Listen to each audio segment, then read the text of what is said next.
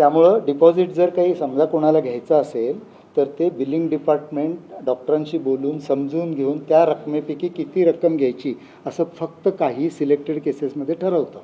ह्या केसमध्ये तशा प्रकारचं डिपॉझिट डॉक्टरांशी बोलून त्यांनी काहीतरी पेशंटला सांगितलं आहे. व्हाय डिड द इश्यू आउट सांगतो सांगतो. जर हे रुग्ण प्रशासनाच्या कोणाकडेही आला असता, प्रशासन म्हणजे सचिन व्यवहारांचं ऑफिस, चॅरिटीचं ऑफिस, या कुणाकडेही कंटेन आता एक पूर्वी इथं ट्रीटमेंट घेऊन गेले, ते जर आले असते तर कदाचित आज या प्रकरणाला हे वळण लागलं नसतं. ऑल द टाईम ते काय झालं, फक्त त्यांचं डिपार्टमेंट, त्यांची OPD आणि नंतर तिथून घरी जाणं रागावून, असं म्हणूया आपण. ते मी ऑलरेडी दिलं आहे. आपण आता जे शासनाच्या चौकशी आधी नाही ते आता रिपीट करायला नाही.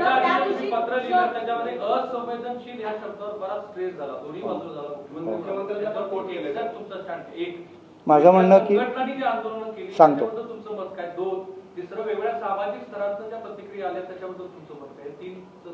हो, एक एक घेऊया आपण, मला लक्षात नाही राहिलं तर एक एक सांगा.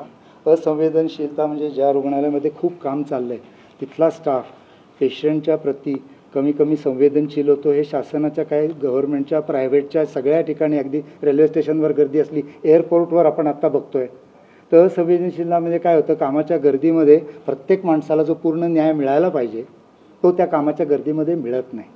आणि त्याच्यासाठी एक धक्का देणारी क्रिया म्हणून आम्ही याच्याकडे बघतो की आपल्या स्टाफनी आणि तिथल्या लोकांनी पेशंटशी सहानुभूतीने आणि त्याला मदत करण्याच्या वृत्तीने वागली पाहिजे असं आम्ही सर्वजण समजतो.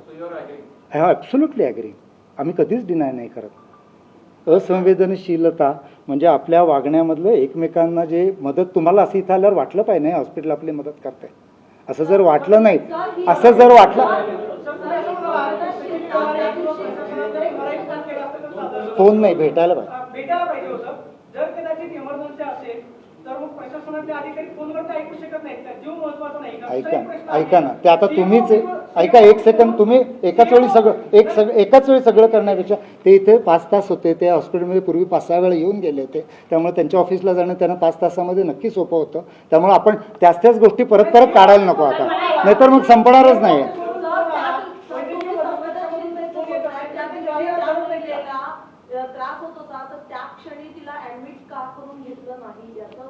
हेच तर शासनाच्या कमिटीज.